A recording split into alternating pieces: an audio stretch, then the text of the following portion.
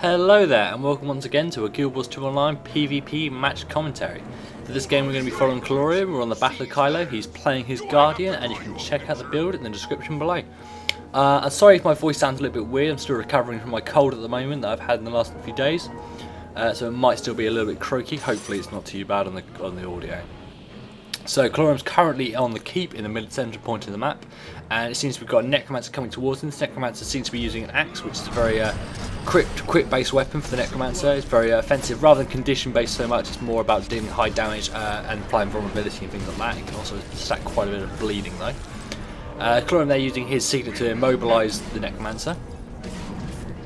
Khylo is using the greatsword. You can see at the moment that's a very AoE based weapon. It's very offensive for the Guardian. He's also got sword and torch in his offhand, which he's now switched to using a flash there, and Zealot's defense to do quite a lot of damage. He's now using his number 5 skill on the torch, which basically applies burning effects to anyone nearby, to any opponents nearby. He's using his flash there to get in close once again. He's applying, you see the burning effect is currently hitting on the Necromancer. Just the Necromancer is going to go down. Khylo's now been joined by Thief from his team, which has made that fight over a lot quicker. Those two characters by the actual body of the player that just went down, actually NPCs. They're not actually a real thief or a player of any kind. They're actually NPCs that are controlled by the AI of the game. And we're currently going towards the mansion right here. It seems they've got a player here, one of Khylo's fellow guildmates, and we've got but he's gone down to this warrior that's up there. Also a Mesmer up there as well. Sorry, a Necromancer up there as well. Khylo's engaging against the Necromancer, dodging out the way there. Very well done. That was a kill shot coming in there from the warrior. Khylo managed to line of sight it and dodge out the way. Very well played. The kill shot's a very powerful skill from the warrior. It's the burst skill on the rifle and it's very strong. Khylo is now engaging into the warriors. Now switch over to an axe and shield, which is again a very offensive weapon set for the warrior. The shield has some control based and also some defensive based skills, but the axe is very powerful. And the burst skill on that's eviscerate, which is probably one of the most powerful skills in the game at the moment. When it's set up with certain certain sigils, in the actual weapon itself. So Khylo now popping his elite skill here, attempting to use number 5, which is a massive heal. And he's interrupted there by the Necromancer using Fear.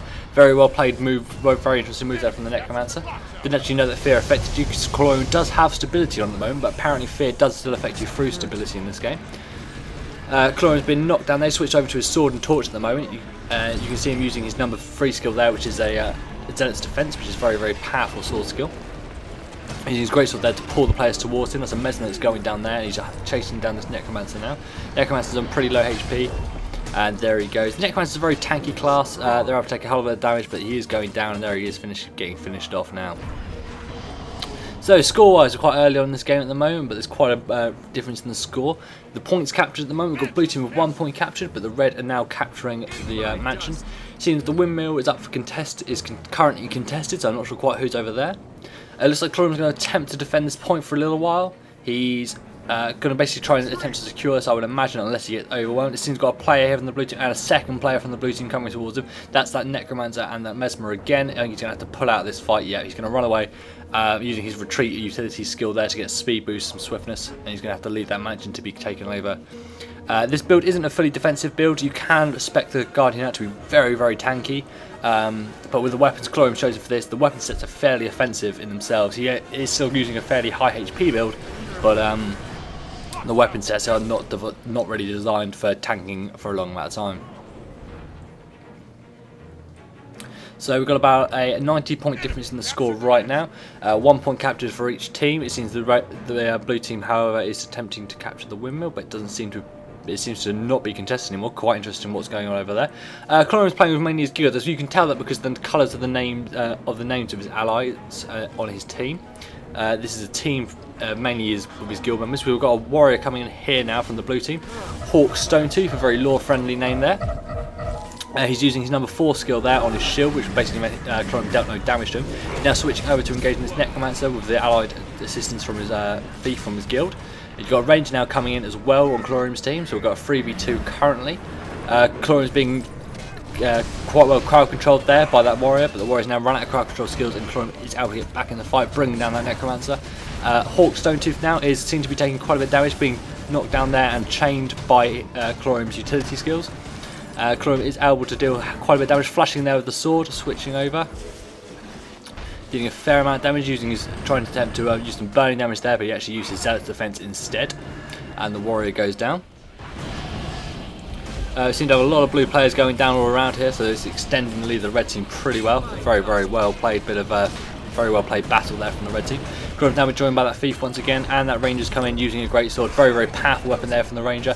Seems to be joined by a warrior as well up here. It's all going on. Oh, sorry, it's not a warrior. It's actually a guardian, another second guardian from the red team. It looks like that necromancer is doing a fantastic job of tanking. It's a very tanky class necromancer. You wouldn't really think it to look at it, but yeah, it does actually have multiple health pools and things like that, which make it very, very tanky. Even though it is cloth-based weapon armory. Sorry. Chlorine being feared there, being pushed away. He's actually in that area that you can see in front of him. There was a stealth zone set up by an enemy thief, bringing down that said thief. Is going down, but you can't finish them off because of the bug that I've mentioned many times in my videos. It is being fixed with beta weekend number 3, which is very, very soon. I hope this video should be coming out on Friday as part of a wide selection of videos I should be releasing. And hopefully when we play later on today, we will not have that bug in the PvP. So Chlorine's here popping his elite skill for that massive number 5 heal. You can heal up all his teammates. You actually saw it there. If you looked over the top of the left-hand side of the map, if you have a quick rewind perhaps, look at the thief at the top. It actually rallied that thief back from being downed. And that's because it actually gives you a massive, massive heal to all your teammates who are around you. And if they are in the down state, it still heals them and can bring them back up and help them rally. It won't work if they're completely downed. The down player is down, they have to actually be revived. But if they need to be rallied, it will work. You have to bring them back to life. So it's another great use of that skill. So Chlorine's now going to go and contest the mansion over here. Being engaged, we've got a thief heading towards him now. Another very themed name there, Elena Shadow Grip from that thief. Another very well themed name. I wonder if this is actually a full guild of people who actually have very lore friendly names. Chlorine there using a number 5 skill on his torch that basically applies burning to his enemy targets. But the warrior now, the guardian now is trying to spam out some AoEs. There we go, knocking the thief out of stealth. Very well done. Thief is doing a very good job of bringing Chlorine down there, and he does go down, and the thief has now been joined by a necromancer from the blue team, and Chlorine is going to be finished off. There we go. It seems he was hit with a catapult there actually during that. The catapult is very, very powerful. The trebuchet is actually called on this map. Very, very, very powerful weapon. It's basically the secondary objective of this game. You can destroy the enemy's one, or they can destroy yours. But you can actually use it to fire at all different areas of the map and get some serious, serious map control with it. Looks like we're going to be heading towards the windmill. Chlorine is going to catch that. He seems to be being assisted by a teammate who's coming towards him. It seems the game's been auto-balanced actually, because this thief who's heading over here with him was actually the one who was fighting a moment ago. Elena Shadow Grip seems to have swapped teams. We're now fighting against this Mesmer over here. We've got a 2v1 going on. Looks like the Mesmer is not going to last that long. There is actually a trick in beta weekend number 2. I'm not sure whether it will still be in effect in beta weekend number 3, but you can set up a target over players' heads, and if you use that on a Mesmer, it actually only applies to the Mesmer's head and won't apply to their illusions, so you can see which one is the Mesmer at all times. You don't actually have to get distracted or confused. I don't think that will last into beta weekend number 3 and release. I'm imagining they're going to balance that in some way, because it does kind of defeat the point of having illusions. But we'll see, perhaps they won't. So it looks like Chlorine's now going to engage against this warrior over here, the one we fought earlier before, using his shield skill. That's the number 4 skill, so he doesn't take any damage. Attempting to use a knockback there, but yet, stun there, but he missed. And there he is using Stomp, but Chlorine actually had stability, so it didn't actually knock him back. Very well done. It looks like this warrior is going to be going down. He's got a hell of a lot of conditions on him, and he is finished off. But we've now got a lot of players here coming from the blue team. We're going to have a big team fight looking like it's going to be over here right now. So we've got from the red team right now. It looks like the warrior there did try to use his vengeance to get back on his feet, but it didn't actually work. Chlorine there pulling players in right now with his number 5 skill there on the great sword, spamming those AoEs. They're so useful in team fights. This thief does have quickness up, very, very powerful buff there, but he didn't manage to get it off very much, weakening him quite severely there. We've got a necromancer right here. Chlorine's engaging against Poppy. His elite skill here, which is the Tomb of Courage. Probably number 5 skill, which is a massive heal. Basically gives huge support to your team, and the red team have won this fight. Very, very vital fight that was. It's going to make a massive difference. The extra points that were gained by the red team then now put them 100 points in the lead, or it will do after they finish off this kill right here. And it looks like they're even going to get another kill behind them on this Mesmer. There we go. It's made a massive difference in this fight. There goes that one as well. Yep, we've got about a 100-point lead now from the red team over the blues.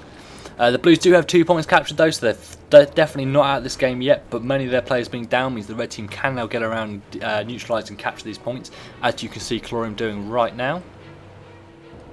He's being joined again by that thief, using dual pistols there, very, very powerful ranged weapon combination for the thief. And you can see these all these guildmates, you can tell by the gold tag above for their name. So we've had a very, very killy based game in this one. Chlorium's got 16 kills so far, it's a hell of a lot of kills for one game.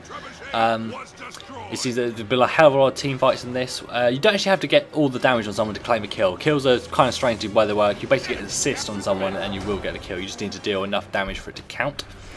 And you'll get rated as you get yourself getting a kill anyway.